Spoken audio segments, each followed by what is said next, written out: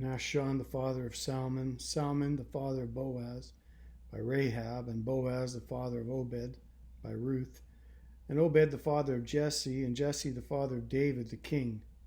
And David was the father of Solomon by the wife of Uriah, and Solomon the father of Rehoboam, and Rehoboam the father of Abijah, and Abijah the father of Asaph, Asaph the father of Jehoshaphat, Jehoshaphat the father of Joram. Did you catch it? I didn't at first. I was looking for Bathsheba. This is the genealogy of Jesus, and I didn't see it right away, but then I read it, and I said, and David was the father of Solomon by the wife of Uriah. That's Bathsheba. Bathsheba, that name, Bathsheba, Bath means daughter, and Sheba or Sheba means oath, daughter of an oath. And in one place, it's even used as a curse, like for oath, Sheba, curse. Could be translated daughter of a curse. And yet here she is, right in the middle of the genealogy of Jesus Christ. Wow.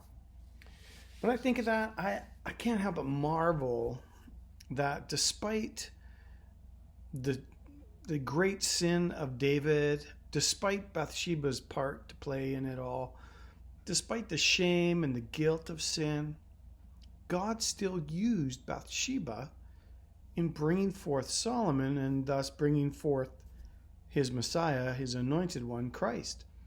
And Solomon was, he was the wisest man that ever lived. In fact, it says that no one before him or after could match him in his greatness and his, other than Christ, and his wisdom and wealth. I mean, Jesus was the greater David. Jesus was the greater Solomon as well.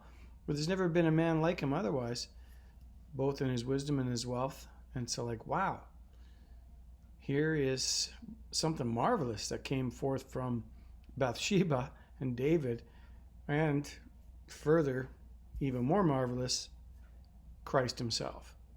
Now, I also noticed that Rahab the prostitute was in that line of Christ. Rahab the prostitute was in there. Rahab the prostitute of Jericho fame.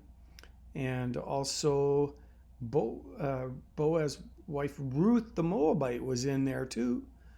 She was the grandmother of David. Wow. I just see this as the whole thing is like the amazing grace of God. No matter what you've done, no matter where you come from, what's been in your past, God can still use you.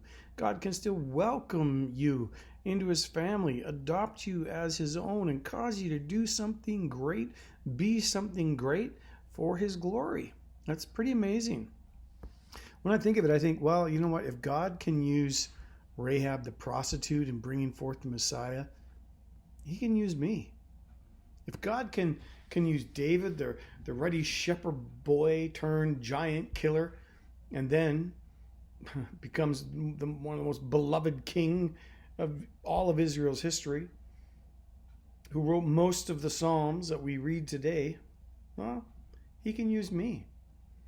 If God can use Ruth, a Moabite, to be the grandmother of David, he can use me.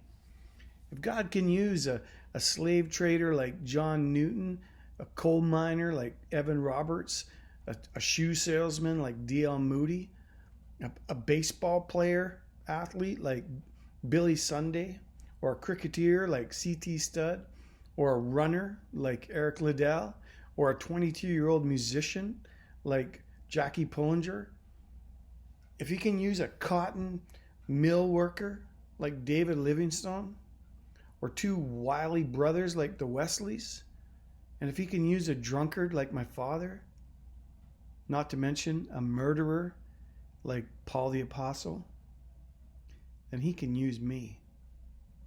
And therefore, because of his amazing grace, if he can use me, he can use you.